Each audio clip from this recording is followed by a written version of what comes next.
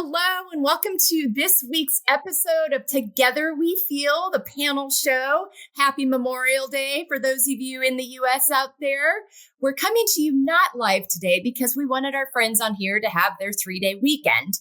So this is a pre-recorded version, but we are excited to be here, and we hope that you're having a great 3-day weekend, enjoying a little time with family and friends, and taking care of your mental health because it's Mental Health Awareness, folks. And today's topic is one of my favorite topics, and the moment in my life, if you've been on my website and read my story on how I got here, this was the thing that got my attention. It was the mental, emotional, physical, spiritual health connection.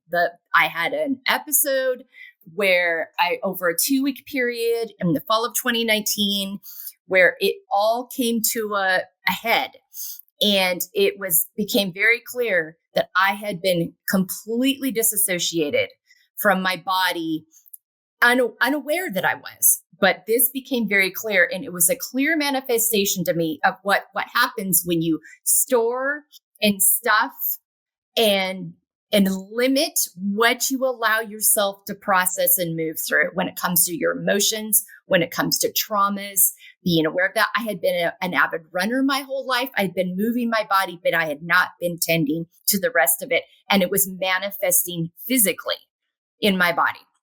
So I am very passionate about this topic, and I'm also passionate about it because we are still getting information out to people about this. Because when you go to your traditional Western medicine doctor, it's a very compartmentalized, situation. And it drives me crazy. I'm like, I need my PCP and my therapist to know each other and to know what we're talking about and to ask, so how are you right now? How's your stress levels? What kind of emotions have you been experiencing? And so it's on us as patients to be the people that say, no, I don't need to be on blood pressure medication. I've got issues with my anxiety right now. The anxiety, not my anxiety. I'm working on that's not my identity. The anxiety that I experience. And so that, as a result, I'm learning coping mechanisms with that. And as a result of that, I have accelerated blood pressure at the time. So I don't need a blood pressure pill, but I do need, so that's my example of those things. I've got, this will be fun today because these group of women have not been together on a panel before, but we had so much fun getting to know each other before we started recording. And this is going to be such a great conversation. They've got so many unique and important resources to offer you today. I've got Lindsay Newitter, Gretchen Schozer, and Anat Perry with me today. Gretchen's famous in the podcast world. So you might have heard of her podcast, The Ship That Goes On in Our Heads. And yes, I said that. YouTube, it's out there for the world. And so you may have heard of her. So you get even more of her today. And then Lindsay and Anat have such unique and important perspectives that they're bringing to us. And they shouldn't be unique. They should be in the common conversation. And Nat's going to explain things to you and the connections between the mental, emotional, physical health. And it'll be like, oh yeah, that's what's going on. That makes sense. Lindsay's going to talk to you about these things you don't even consider with the posture and the way you carry yourself that don't just impact you physically, but impact your confidence, the way you emotionally feel about yourself, the way you mentally feel about yourself. So we all have our own stories that we're bringing today that contribute to this conversation. And we're so excited to be here and share these resources with you. So to start off, let's start first with Lindsay. Talk to me, Lindsay. You and I met over Google Meet a few months ago. We connected with our good friends at Podmatch. All of these lovely, wonderful women I connected with via our friends at Podmatch. So shout out to them. But Lindsay, let's start with you because I was so intrigued by what you do and how it connects to this mental, emotional, physical health connection that you specifically picked this topic to be part of. So tell us a little about you and why this topic is so important to you. Sure. Thanks, Melissa. And thank you so much for having me on the panel. I'm really excited to talk with everyone as well. And so I'll give you a little introduction to myself and what I do, but also how it relates to this topic. And so what I do is I teach something called the Alexander technique, which I often call the best kept secret that most actors know, but that everybody needs. The reason I say that is it's something that's often taught in universities to actors and musicians because it helps them with their body awareness, their posture, helps people be more aware of just how they're using their body, avoid strain, have more access to their emotions, and to be able to really sense what you're doing on a moment-to-moment basis, to be really present and know where you are. So, this is not an acting technique or a music technique specifically at all. It's something that anyone can use in their day-to-day life. I focus on specifically on helping women use that body awareness, that really grounded, true sense of themselves and where they are, to help them feel more confident and like they can project a very genuine, authentic confidence when they're communicating with other people. And the reason why this topic really spoke to me is because I think that physical, emotional, mental, we could add spiritual in there. I think people often separate these things. Yeah. And to me, and I think for a lot of people, they only really make sense when they all come together. An example would be that when I first learned about this, I was introduced to it when I was actually studying acting when I was in college. And I was having a lot of trouble integrating what I was learning at school. It didn't really make sense to me. I tried really hard, but it was like I couldn't, I felt like my body didn't know how to do what I was being asked to do. I was also very anxious at that time. And I was going to therapy, and I enjoyed the therapy. I enjoyed the sessions. I would talk a lot. It felt kind of good to talk, but I felt like looking back on it, it didn't land in my body. It's like there was a real disconnect between my thinking, my intellect, and the rest of my body. I also felt a lot of things. I wasn't completely disconnected. I always thought there was something wrong with me. Like, I'm like, what's that? Am I having a heart attack? And I was 19 years old, and like, what is that feeling? All these sensations I couldn't make sense of. So what the Alexander technique helped me do was like actually sense where I am in space. I realized that I wasn't sensing my body correctly. I literally physically did not know where I was. You know, and this point, can you ask yourself, do you know where you are on a day-to-day basis? Are you, like, if you think of your body, are you even really in it? Or are you out here? Or is your body sort of like here, tunnel vision? And then if you go, okay, I'm in my body, do you really know where that is? And I find that most people, don't actually know where all of their space is. They don't know where their body parts are. So it really affects how we move. It affects our posture. And we can just become very ingrained in our habits and think, well, that's just me. That's just me. And then somebody might point something out and be like, oh, like I'm being criticized or something, like, or I have to change something about me. But sometimes we can change things about ourselves, but it's not becoming someone else. It's becoming more yourself. So I help people address those habits that are taking us away from becoming ourselves. I mentioned that last part because a lot of, I think there's a lot of criticism that goes around toward women about, you're not standing properly or you're not projecting your voice. And that is not productive necessarily, but I definitely not productive. But I see it from a really different angle, that we can become more ourselves, and we can feel more authentic, and we can have more meaningful and more effective interactions with other people if we are more grounded in ourselves and more present moment to moment. And then you can be aware of like all those things you're feeling in your body or not feeling. Like you got to wake yourself up and actually trust yourself. So it's like I've developed this very strong sense of trust in myself, which is really what I want my clients to take away. Yeah.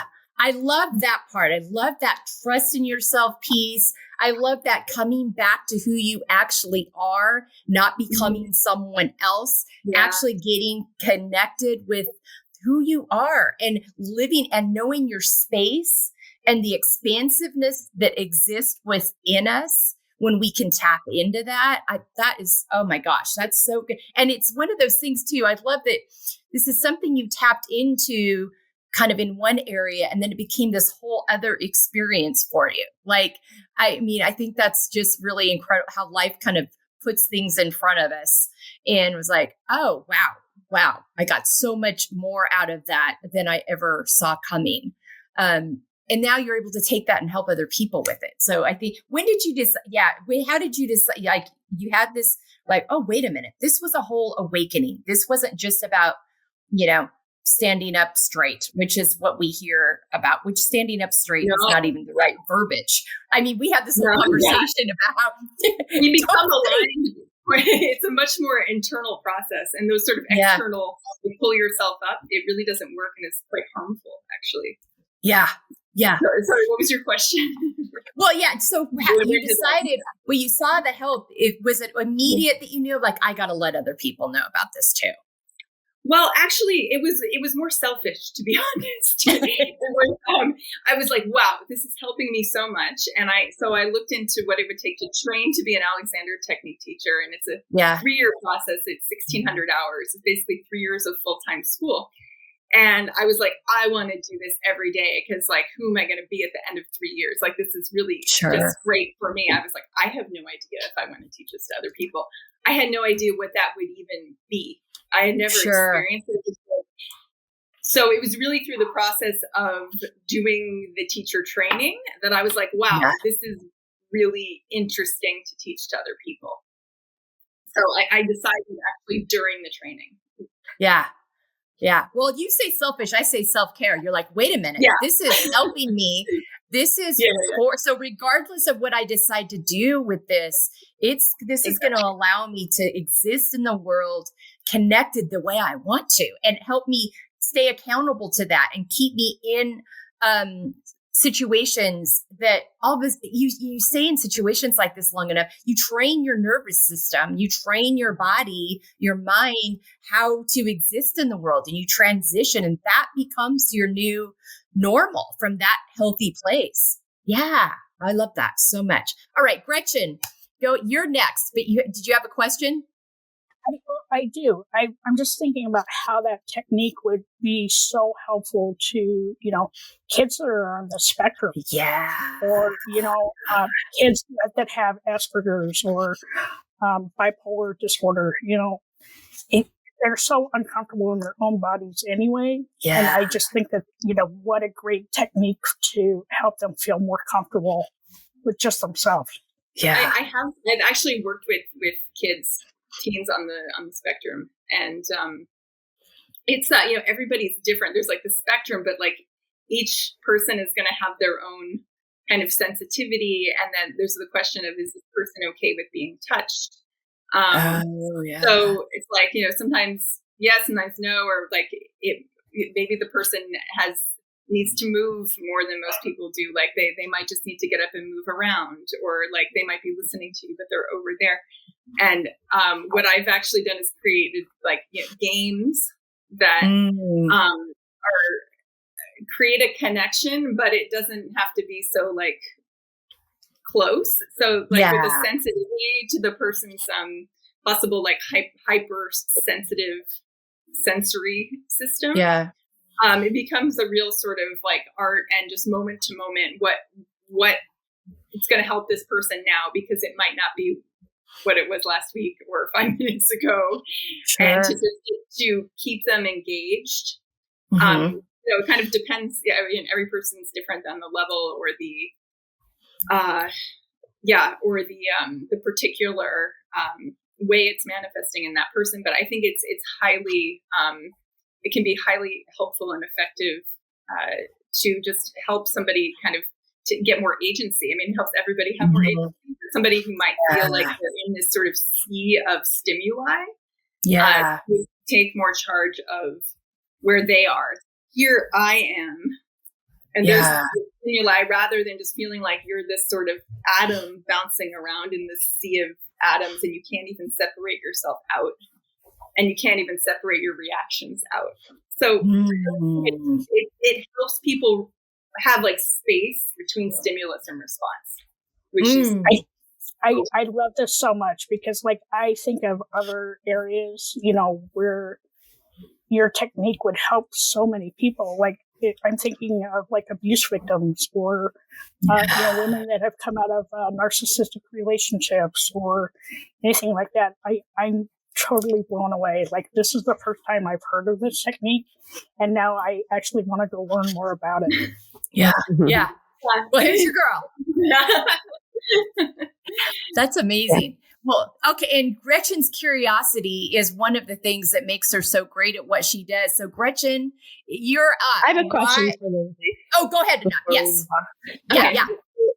Lindsay, you say you work with a lot of women and to support them with confidence. What are the unexpected results that they get maybe on their like mental health or how it impacts their relationship with what's something like, well, I came to her for this, but like, wow, I didn't expect and that often happens. And that's how I ended up taking my practice in this direction, because at first, I've worked with all sorts of people, but I kept seeing women with similar things, or we didn't end up going in a certain direction. So like they might come in for back pain or so. Like a lot of people come like, I'm having trouble at the computer, right? Or like, I want to sit up straighter, or I'm getting married. I want to look good in my wedding photos, or I'm going to a high school reunion and I want to impress. Like people will often come in for something that's like, oh, I don't like my posture. Saw myself in that photo. I look all scrunched. But they see the deeper implications of what we're doing. And then they start to notice things like, wow, I'm dealing with stress differently. Like they can actually notice. So here's one really good example. So sometimes people will, like the way that just being, I don't know, in a work environment or interacting all day will impact them. It might not be necessarily that they're anxious in the moment. Some people, they might feel anxious in those interactions, but other people, it might just be like they're giving all their energy away all the time. There's a lot of stress and strain going into just getting through the day and all the people and personalities. And so at the end of the day, they suddenly notice their body and like, I feel horrible, I feel tense, I feel stressed. But they don't notice it until like they leave work. So what this does, it helps them notice like while it's happening or even before it happens. So they can actually realize I have a choice in how I'm responding in this moment. And I don't have to do that thing that's hurting me to be in this situation. And I don't have to like walk out of the situation either. I mean, sometimes people do choose to walk out of situations, which is a good thing. But that you can learn to deal with this stressful stimulus and still take care of yourself. And that's something that this is more front and center what I do with people now, but it was very often something that people would just think they were coming for this physical issue, and I was just going to tell them to pull their shoulders back. And they end up realizing, wow, I'm handling my emotions and stress at work and with my kids, and like I'm feeling better. Wow, I can relate to this so much because this was me, years ago, just working. And then at the end of the day, I would literally collapse on the couch and thinking I was self-care. That was self-care when it was actually self-repair. And I was constantly needing to repair myself. That's a great way to put it. It's not good. Take it. Because I was so disconnected from my body when I was working that I wouldn't notice the way I'm holding myself, the way I am not breathing, but holding my breath or shallow breathing. And all of that puts such a strain and stress on the body that at the end of the day, like, of course, there's going to be pain, there's going to be exhaustion, there's going to be all of that. And so like, there's so much correlation between what we teach in our work of like the importance of like staying connected to the body, like holding that dual awareness of like, can I be with my breath, be with my body, sense what I'm sensing right now while I'm hearing someone or having this conversation. It's such an important like practice for all of us. Yeah, well, it's like the word dual awareness is that's so on the money, and I think it's something that people don't even know they can have sometimes. Yeah. They don't even know they can have to, like, they think they can only be focused here. And then if they have to be focused here, they have to stop focusing on, the email. Yeah. And I think the quickest way to start to build that is our breaths. Is like, can you take those deep breaths and really focus on noticing the deep breaths fill your lungs and your belly and your body while you're listening to someone? Yeah. And the nuance, like we don't, touching on like, we can feel and experience multiple things at one time. We have so much more capacity than we realize. And these things offer us the opportunity to utilize that and not live at a deficit, because we're really living at a deficit when we're not in tune and in touch and present within ourselves. I mean, I think that's, so much truth to that. Okay. Gretchen, you're up. Wow. This is a hard act to follow. So, I'm confident you can do it. Yeah. So my story started back in 2022, and at the end of 2022 on Christmas Day, I attempted to take my life. I ended up calling 988. I'm alive today because of 988. But a lot happened that last quarter of 2022 that really affected me. I am a true extrovert, a true empath. So I took on everybody else's crap, but I wasn't taking care of me. Mm-hmm. At the time I was 59 and a half, and I'd been taught my entire life, you do not talk about what's going on inside of you, right? You just shut that down until it actually has no place else to go. As I'm getting older, I used to be 5 feet, now I'm 4'11", so it was shoved inside my 4'11" body. Mm-hmm. And I had just had enough. My wife had shingles for 8 weeks. I was offered an early retirement in all good ways. That should have been a great thing. But remember, I was 59 and a half. There's still ageism in the workforce. So that came into play. I hit and killed a deer. I got catfish. The FBI got involved. Jeez. A really good friend of ours, he passed away unexpectedly, and taking on all that other pain. Yeah. My father-in-law passed away 2 days before Thanksgiving, and then you throw on a little holiday and seasonal depression. I just couldn't find a way to get out of it. So on the outside, I looked really good, right? Mm-hmm. As an extrovert, we're very, very good at masking what's going on behind, our inside our bodies, right? Yeah. Not a badge of honor. So if there's any extroverts out there, please take this lesson from me. Start sharing what's going on, because in the end, all it did was really hurt me. Yeah. So Christmas Day, I wanted to go for a drive. Well, that didn't get to happen because it was minus 22 here in upstate New York, and my car wouldn't start. Mm-hmm. So I was completely defeated. Mm-hmm. Came inside. No, I don't think my wife even knew I was here. And I had a bottle of pills, and it was sitting on my dresser, and I was looking at it, and I didn't understand what was going on inside me. I didn't understand that I had depression. I didn't understand why I couldn't get out of this deep, deep sadness. And then I had a glimmer of hope that things would get better. And it was at that moment I picked up the phone and called 988. So the next day I shared my journey out onto social media, because nobody knew how depressed I was. My wife didn't know, my coworkers, nobody knew. I masked it really well. As soon as I did that, I had 200 people reach out to me and say, thank you. Thank you for sharing your journey, because now they didn't feel so alone and terrified in what they were going through. Yeah. So that was one of my healers, and that was perfect because I have the gift of talk. Mm-hmm. I couldn't find my voice or my footing when I was going through everything. Do I regret everything that happened? No, because I kind of needed that to launch me into the next phase of my life. Mm-hmm. And then my co-host, Dirty Skittles, she was my manager. I use that term super loosely because I retired a couple of months after that. But we decided to do a podcast. And the podcast for me was a way for us to normalize how we talk about mental health. There's still such a stigma around it. Yeah. I will say over the last 2 to 3 years, the stigma is kind of being pulled back a little bit. But there are so many people that don't want to share their story face to face, but you put them behind a microphone, and it's like that weighted, X-ray blanket comes off, and it's super cathartic for people to share what's going on and like the tips and tricks that they've used to get from the next minute to the next hour. Yeah. And like sharing that information out with the world with a podcast is super helpful because there's no geographic boundaries for our content.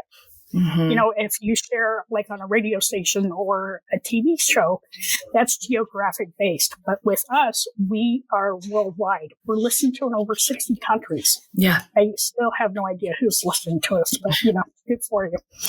But like every time somebody shares their story, it unlocks somebody else's prison because we shouldn't feel ashamed for being depressed. Like it's not our fault. Society plays into this. Environmental, societal, everything plays into what's going on in our heads. And so the reason we named our show Shit That Goes On in Our Heads is because we all have that shit, right? And sometimes you just don't know how to get rid of it. Yeah. So as we're doing the podcast, I was kind of going through some life changes myself. I had taken an early retirement, got super bored, so I went back to work. Worked part-time, and then the company I was working for got picked up by another large consulting firm. Okay, I had made a choice, when I retired that I was never going to work in that environment again because, I compromised for 45 years. Yeah. So I did 2 months of that, super depressed. But this time when I got depressed, everybody knew it, right? Like everybody was like, fix your face. Well, listen, once you've got resting bitch face, you cannot change it, okay? Like, it does not go away. You can't like snap your finger, like change your face. Like I can't, okay? Like read the room. Yeah. So on January 2nd of 2025, I quit my job and opened up my own company. And now I work with companies going through change and then helping them to identify like what's going on with their employees and making sure they're taking care of their employees' mental health around change management. Because, companies only really ever focus on future state and not that transition state. And then they wonder why people are disengaged, why everybody's like flipping everybody off at the office, So that's what I got to do. But I will tell you through my journey, I've become a huge advocate for 988, for actually all crisis hotlines out there, because people don't realize that that 988 crisis hotline is not only for people with suicidal ideation, it is for anyone in crisis.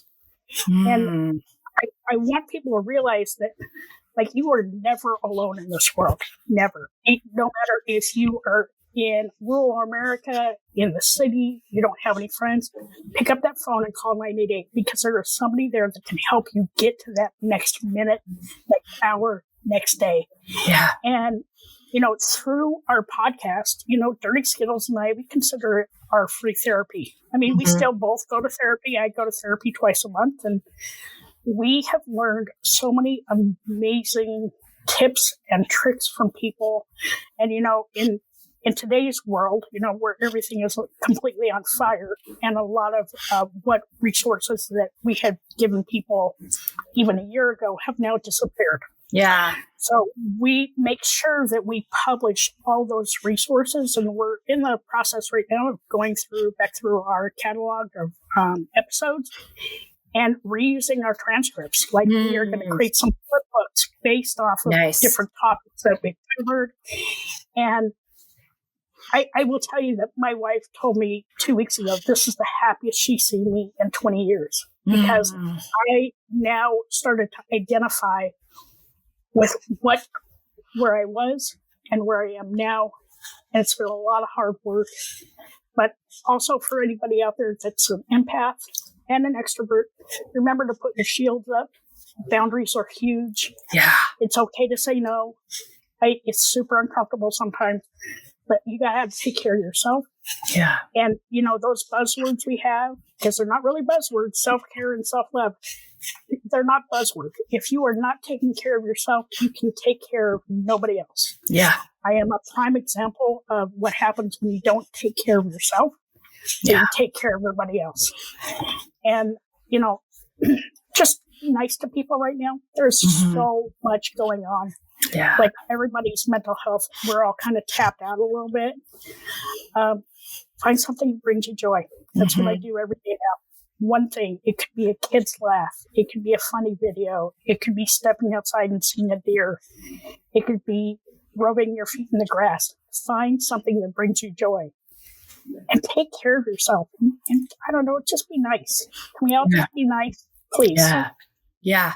So good. I mean, you hit on so many important things. And I think, just that one of the practices that I started doing that my therapist helped me with was writing down all of my emotions when I'm feeling so many things. And sometimes it's writing in my journal, and sometimes it's a verbal journal, because I, like Gretchen, am an extrovert and an empath. I can take on everything in the room. And so I will do that. So if you're feeling that, it's a good practice because it also helps you identify, one, what needs to be processed and moved through, and two, what kind of self-care you might need that day.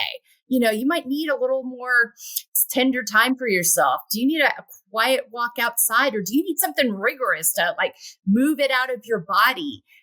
So I think that piece is so important to remember, that moving through, processing, naming, calling it out, acknowledging it with knowing that you, exactly what Gretchen said, you got to fill your own cup.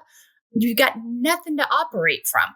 And that is nothing selfish about that. And it's completely critical to our health and well-being, our mental health, spiritual health, physical health, all of those things, especially. And that 988, that's going to be in our show notes too. Such an important resource and number to know about. So thank you for calling that out. Before we move to a knot, does anyone have any questions for Gretchen?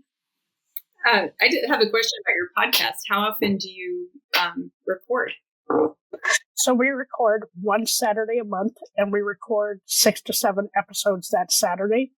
And then we are booked out right now with guests until May of 2026.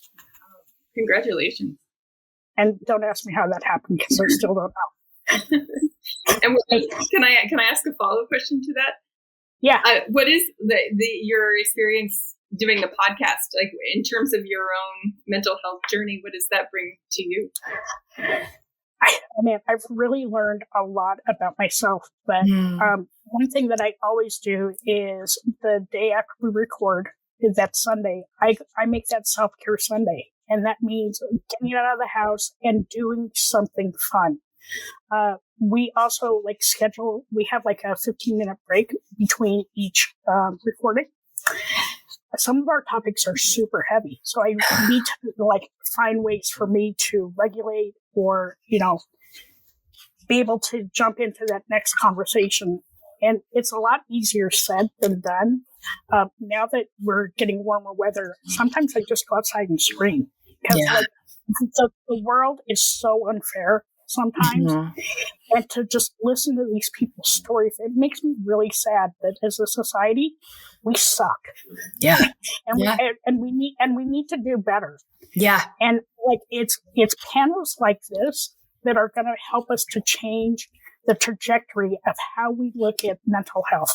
Yeah. Because it's all encompassing, right? It's not just an individual thing. It's societal. Yeah. And I've started this new practice of just being nice. So if I go into a store and I see a name tag, I say, "Hello, Sam, how are you doing?" Because that really changes their day too, right? Yeah. Puts a smile on your face because you've acknowledged them. Well, I bet they've been yelled at by 25 people before me. Now they feel seen and heard. And one other thing I didn't touch on is I also do a ton of journaling. And this is something you can do at work, right? Let's say you're having a really crappy day at work. Okay, you're on a meeting and you're sort of paying attention. I'm not going to recommend that, but doodle down what's going on through your head. And you can either choose to go back and read that again or just throw it in the trash. Because once it comes out of here and it's on paper, you shouldn't be thinking about it again. Yeah. I can also go outside and scream. Right? I live on 8 acres. Nobody's going to hear me. So, like, if I want to yell at something, it's usually a squirrel. But like, I just get out and yell. Right? Like, I don't care if I've scared it. It makes me feel good. Yeah. That's so important. Oh my gosh. So good. So good. Anything else, Lindsay? No. Thank you for answering. I was curious that, just to hear how that episode's like made you feel. And then it's interesting to hear how you need like kind of self-care to get through those recording sessions. Yeah. Yeah. I can relate to that on our podcast. I can relate to exactly.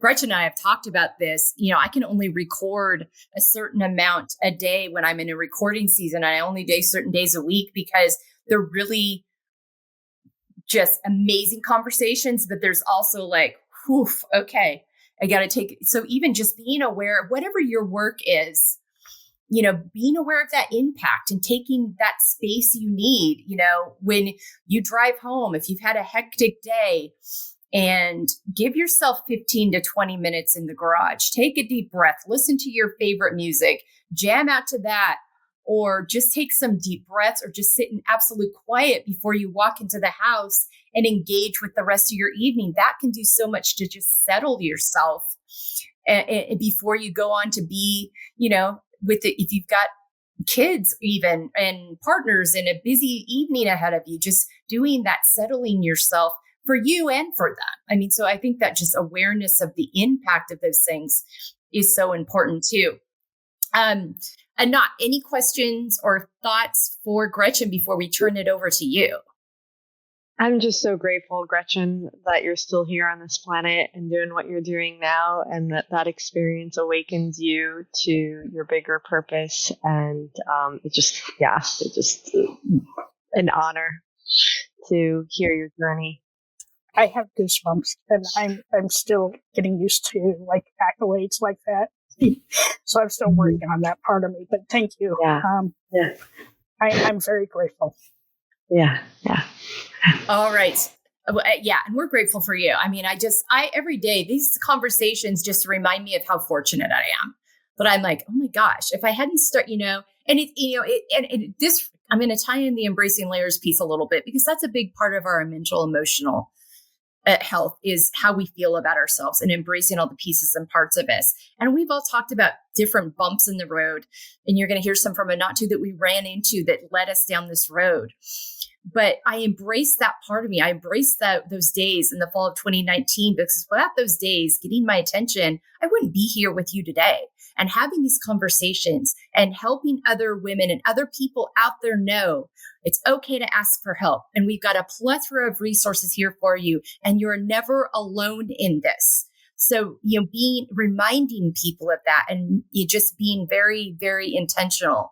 So I think, thinking about that embracing layers piece too is such a big part of this, this mental, emotional health journey. All right. Anat,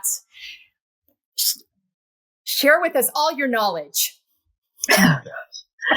Well, I'll start out by saying that I've been on this mental health, the emotional health journey for 20 years. And what got me into it was really constant anxiety. And what that looked like for me was if I was by myself, with myself, it was like an internal windstorm with a black hole that just never ended. And so similar to Gretchen, I would say I'm a true extrovert and empath, but it became codependent in that way where I couldn't be by myself. I needed other people. It's like having a screaming baby and you don't know what to do with that baby. So you just want to be around other people and hand that baby to them. But, it's your baby. You need to learn how to take care of it. And, when I started out 20 years ago, the industry podcasts weren't around, Zoom wasn't around. It was go sit in a big auditorium and learn about your mindset and NLP, which are part of the equation. I do not want to discount that it's not part of the equation, but it wasn't enough at the time. Mm-hmm. It was just trimming weeds. I didn't realize how disconnected I was from my body, how many emotions were suppressed in me for years. I remember I used to say anger. I don't have anger, not realizing how like that anger lived inside of me like a parasite, actually. Yeah. And so I was I was relentless. I was just so committed to getting to the root of my stuff that I didn't stop. For 10 years, I still kept going, seeking modalities, seeking mentors, and not really getting far for 10 years, and becoming more and more aware of myself, but not having the right tools is like having the wrong tool when you're trying to get rid of weeds in a garden, but you don't know how to but all you have is a weed whacker. And so 10 years into it, I was exhausted. And, I hit my rock bottom of a 5-year relationship coming to an end because he cheated on me, and leaving New York for California with $2,000 to my name, no job, no car, no home, one friend, and $40,000 in debt. I hit it, and I realized in that moment, well, you can't fall off the floor. So it's only up from here. And as much as I thought I knew about myself, I didn't know or knew all the knowledge I had. I say it now. I was trimming weeds. Do you think in the moment I thought I was trimming weeds? No, I didn't realize it. But I just knew I still was in that anxiety, that turmoil internally, and that I wasn't going to give up on myself. And so I just kept seeking. And I finally met my mentor, who is a body-mind psychologist for 40 years. And working with him was my experience of true transformation, which is not a walk in the park on a beautiful day, but a walk through a burning forest and there's dragons to slay. Meaning I really, for the first time, pop the lid off of all those suppressed emotions that I had, and learned again what it is to actually express these emotions. Like, I think that's the other thing. A lot of us think that we feel feelings, but we're not feeling them. We are thinking about them. We're judging them. We're running from them. We're talking. I'm a master at talking about my feelings. We just keep talking about it and talking about it and talking about it. And I'm definitely a leaker. Like, crying is my number one form of moving energy. And it used to be that I would hold everything in, and then I'd finally open my mouth to speak, and it would sound like a 3-year-old crying. And I'd be like, why can't I even talk about what's upsetting me with my boyfriend right now? He'd literally be like, what's wrong? What's wrong? Just talk to me. What's wrong? And then I'd be like, like a 3-year-old mess. And so learning again what it is to connect to myself, to connect to my body, to feel the feelings that are there, and to take the time to be the one to express those feelings, to be the one to nurture myself in those moments, not to hand it over to someone else. And I discovered that feeling an emotion is just like a child expresses an emotion. That's what it looks like. It looks like a full body experience. Gretchen, it looks like I'm going to go outside and I'm going to scream my fucking lungs out. And you know what? There's nothing wrong with that. Yeah. There's absolutely nothing wrong with that until you like scare something that you don't want to scare. Yeah. But for me, like, get outside and yell. Yeah. Yeah. I've got a pillow and a brick wall that I can just swing and hit and move it all out. That's effective too. Yeah. And scream with it. Sometimes you're screaming with it. Yeah. It's the only way that it's effective to move the energy is to actually express it with our whole body, our body language, our facial expressions, some sounds we're emoting. That's how a child does it. You'll see it. It's fully self-expressed. But unfortunately, we have been taught, and by our upbringing, by society, that's not appropriate, and to suppress it instead of express it. And so nowadays, my work is really about teaching people to express the way a child would express again, and that it's It's going to take about 90 seconds of allowing yourself to full out express it, that you're going to feel that relief. You're going to retrain your nervous system to know how to metabolize this energy, because your nervous system is always working for you. It's listening for safety or threat. The challenge is that most of us have programmed it to believe that things are a threat, that we're not safe to be in our body, that we're not safe to feel these emotions. And so thank you, nervous system, for having that ability to protect us.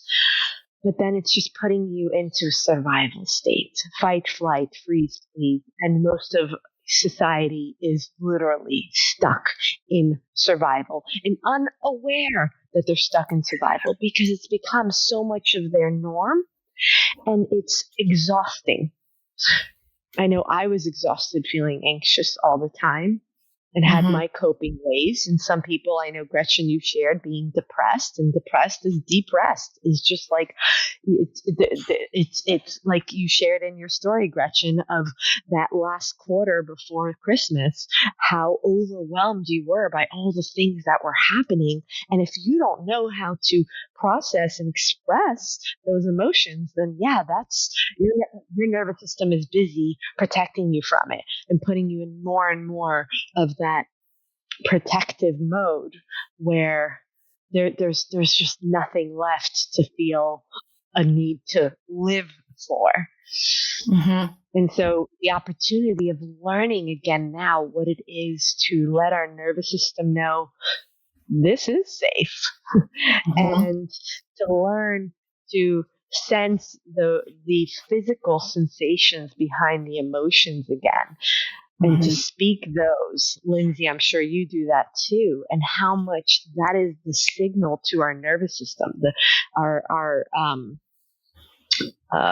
The sensations is the language. Speaking in sensations is speaking to our nervous system and letting it know, hey, this is safe. Come be curious with me here. And then when we allow ourselves to act it out for 90 seconds, we're literally we're programming that data into our nervous system again. So the nervous system goes from being, this is unfamiliar, I need to protect you from this unfamiliar enemy, to, oh, this is actually a part of you, and it metabolizes it. It discharges it. It learns it. And then next time that emotion comes up, your nervous system processes it before it even reaches your awareness. Your body responds, and Lindsay, I'm sure you know this too, in 0.2 seconds. Yeah, there's a very... Your mind responds, and it reaches your mind in 2 seconds. 10 times faster. And we wonder why we can't just have good intentions and positive thinking. Yeah, talk about that, because that was my next thing. Hit on this one here. This is really important. Well, it's simple. It's like we could meditate and visualize and have good intentions to be the best version of ourselves, to show up great, all this stuff. But if you haven't programmed that into your nervous system, that when fear arises, or when shame arises in your system, or doubt arises in your system, that it's okay to feel those sensations, then your nervous system is going to shut it down and redirect to some survival pattern in 0.2 seconds. And your good intention is out the window. So, but the reverse is when we do retrain our nervous system for these emotions, these sensations, they could be there. Fear can be there, and I could still keep going with my intention. And there's alignment between our intention and our desires, and our nervous system actually being able to work with us in fulfilling on that. So good. I love this so much. Because one of my beefs, if any of you have listened to me for any time at all, one of my big beefs is that people label emotions as positive or negative. No, they're clues. These are clues of things we're feeling. They're coming up for a reason. We need to acknowledge them, move through them, process them, not stuff them, not label it, ooh, that's negative. Can't do that. Oh, and also too, and Anat and I have talked about this before, that feeling that allowing ourselves to feel the joy, allowing ourselves to not like, oh my gosh, the world's really scary right now, I shouldn't feel joyful. No, we need that. We need those moments. One of the things I've done, and I think Gretchen hit on this earlier, I was noticing in January with everything happening in the world that I was the levels that I was waking up with in the morning, instead of starting out here and like going here and then getting myself back in balance, I was starting out here. And everything I had been doing before was no longer serving me, because the world just felt that much more unhinged to me. So I had to get really intentional, and it took me a while. I'm like, man, I've really got to really mind my intake and how much of this I do and how much of that I do and all these things. And I finally realized my husband and I went over to we live in California. We went over to the Monterey Peninsula for a weekend. My sister-in-law and her wife live over there, have a beautiful spot, and it's like a little piece of heaven. And we went whale watching with them. And my husband and I are like, just that time, that joy, that beauty, being in nature, connecting with our family, connecting with people we love and we trusted. It was like more of that. That's what we need to ground ourselves. And so that was just a great reminder. It's interesting, Melissa, because you have capacity to be with the peace and the joy. See, it's not about negative or positive. It's about what was programmed in as safe. And for some people, what is familiar and safe to them is the chaos, is the unpleasant, low vibration emotions. And they're stuck in that. And they will be that negative Nancy, and they will talk about all the things they're afraid of all the time, because that actually feels safer to their system. You give them a day on the lake, in calm, in peace, and they will create some kind of chaos, or they will go and drink and drink and drink and drink because they are so uncomfortable being with the peace. Yeah. And so it's not really bad. It's that we have to learn to look at what's been familiar to us, what's uncomfortable, and lean in to the edge of the uncomfortable emotions, which for some people is the love, the joy, the peace, and to expand our capacity for all of it. Yeah. Oh, that was so good. You nailed it on that. Thank you so much. Can I ask a question? We have time. Yeah, absolutely. Go ahead. Observation/question related to expressing. So something that I used to notice that used to frustrate me is that I wouldn't express something in the moment while it was happening with the person it was happening with, and then it would like leak out some other time to somebody else, like to my family, or like somebody I was closer with, maybe more comfortable with, because it felt like more of a risk to actually express the thing to the person who I was wanting to maybe express something slightly uncomfortable to. And once I realized that and started actually expressing things as they came up in the moment, not going totally unhinged and scream, but being able to stay grounded and just speak my case, then I felt like I wasn't leaking these emotions to other people who actually had nothing to do with these situations, and then creating some kind of, disturbance in those relationships. And I'm wondering, because you were talking about like letting something out, like kind of in a big burst, or like for a certain number of minutes or seconds. And I was curious also about the like moment to moment going through your day, expressing things, and how you talk about that. Yeah, so expressing it doesn't necessarily mean that it's the time to, like in your example here, where someone does something or says something that upsets you, and it's not about expressing it to them. It's upsetting you, is you.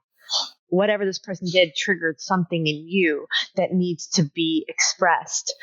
Go to the bathroom, express it. People are like, well, what do I do if I'm out in public? I'm like, well, what do you do when you need to pee and you're out in public?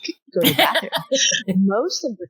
Most of the emotions that there are for us to express and to feel through isn't necessarily for others and for them to view or for them to do anything with. It's for us, for ourselves to do that. And on the other side of that, there's clarity of what is it that I actually want to say and what's the conversation I want to have with this person. But now I could have it from a regulated nervous system. Yeah. Hey, this morning when you made that comment, I felt a lot of shame and I felt really sad. And I know that wasn't your intention. So what was your intention? And can you communicate it then in a way? I've actually had this exact conversation with my husband. Can you commute when he's just like, you woke me up? And I was like, I'm like, when? He's like, at 4 a.m. I go, I was asleep. You got woken up. I didn't wake you up. And I said, and he was like, you woke me up again. And it's like, he's just unaware. And so I said to him, I go, did you mean to shame me and blame me and want me to get defensive? He goes, no, I just wanted to communicate. I go, then I prefer you saying, hey babe. He's like, last night, he's like at 4 a.m. you were doing that thing again. We were like clearing your throat. Yeah, it woke me up. Oh, babe, I'm sorry. Very different than you woke me up. So you're talking about separating the communicating information and expressing the emotion. And expressing emotions and then expressing communicating without giving your emotion to somebody else. Yeah. It's not theirs. The emotion. Yeah. So I look at the inner child as, well, who's your inner child? Your inner child is your emotions. Every emotion you feel, good or bad, pleasant or unpleasant, is your inner child. And it's for you to tend to. It doesn't mean we can't be vulnerable and let someone see us crying or hear or watch us like being frustrated. But it's not about projecting it on them. It's about going and tending to ourselves, our garden. This is happening in my garden. Only I can enter. This is happening in my mind. There's some stories there too, probably, and in my system. And just like we can all discharge the pee and the poo, we get to, also discharge whatever emotion is there. We get to honor that and then come back and have a dialogue that is from a regulated nervous system. Yeah. And that's the beauty of the pause and taking the time out. When you start noticing those things within you and in the moment, nothing good's going to come of this right now. And you're able to and you may or may not need to state it to them, because so many times when people say things that upset you, sometimes they know, but sometimes they don't. And so they're on autopilot. Yeah, exactly. It's upon you to be like, okay, I'm going to go process this. Or if you're in the middle of a discussion that becomes heated, then it's like, let's put this on pause. I feel like we're not going to move forward in a way that's helpful to anyone in the conversation. And let's come back to this afternoon, tomorrow morning, in 20 minutes, whatever you think it is you need to help yourself express that, regulate, and come back in that regulated state. That's something that was a game changer in my family. I mean, it's what leads to most fights. Like my husband and I had this conversation and I'm just like, he's waking up annoyed, tired that he didn't sleep well. And instead of him taking the time to feel through the annoyance and frustration, he's going into complaining and externalizing that feeling and dumping it on me. And so he's had to learn to be like, oh man, I'm so annoyed. And then still show up from a loving place of like, she didn't do this on purpose. She's not doing this to wake me up. Yeah. And, so many fights can be saved if we just take the time to tune into our bodies and our emotions and our thoughts before we connect with another person, connecting with ourselves. Yeah. Yeah. So good. So good. All right, Gretchen, any questions or thoughts for Anat? And Lindsay, are you good? I'm good. Okay. I just have to say, like, I wish I had known your technique in 2022. Like, I probably would have been in a much better headspace. But, I think a lot about the inner child. And I bring my inner child out a lot lately. It comes out to play. So, like last weekend, we were sitting at a restaurant and, I was feeling 5 again. We had a spitball thing at the table. Like, my wife was like not happy with me. She kept popping me on the head. She's like, act your age. And I'm like, I am. But like bringing out that inner child can really help in like really tense situations, right? Because as we were kids, like laughing wasn't frowned upon at the dinner table, or rolling around in the dirt. Like, we need to bring our inner child out a little bit more now as we are adults than we were when we were kids, right? Yeah. And it just a lot of things that you said, like, really, both you and Lindsay, like, man, I wish I had known your techniques when I was going through all that shit, because it really was shit. And the other thing I think about as we go through these conversations is, think about when you were in school. Did anybody teach you about mental health? Because I know when I went through school, we did not talk about mental health. I didn't learn anything. And I think as parents and caregivers, aunts, uncles, whoever we are, I think it's up to us to teach kids how to understand their own mental health and help that next generation, right? We have an opportunity here to mentor down. Yeah. Right? And help kids feel seen and heard and validated, like all those things that we probably didn't get as kids, right? Exactly. But actually, let's work on that. Go on ahead. Oh, sorry, I didn't mean to interrupt, but I was in junior high school in '92, was it? Yeah, and we did have mental health education, and I'm really so to that now.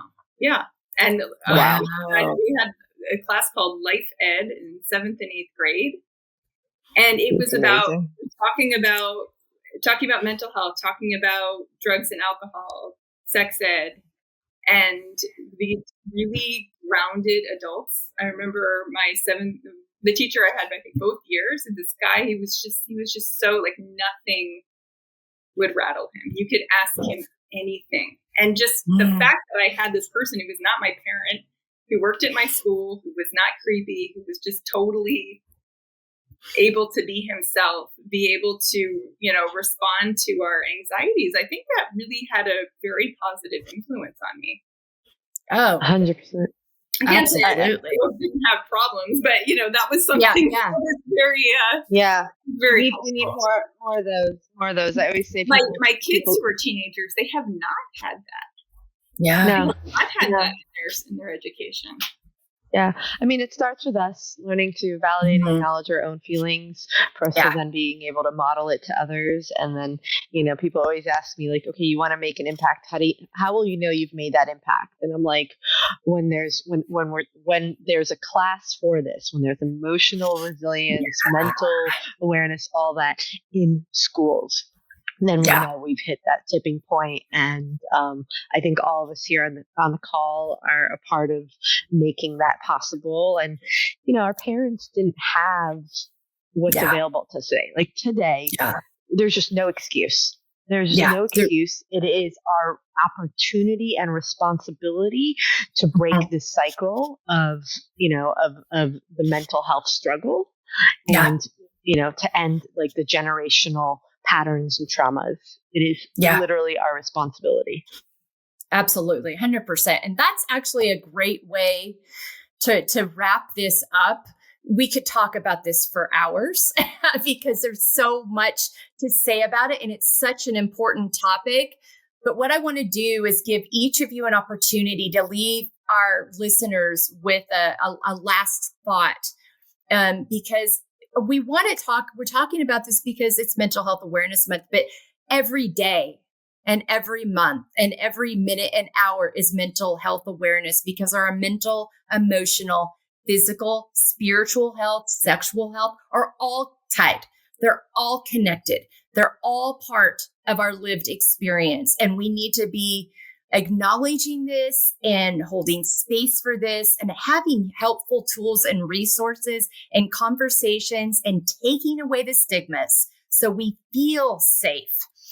Saying and expressing and being authentically who we are, unapologetically, and echoing what Anat said, that is, I take this as a very huge responsibility to break the generational chains and break the traumas and different resources. We have women with all different types of resources here, but with all the same end goal in sight. So whatever thing resonated with you today, those resources are going to be in our show notes.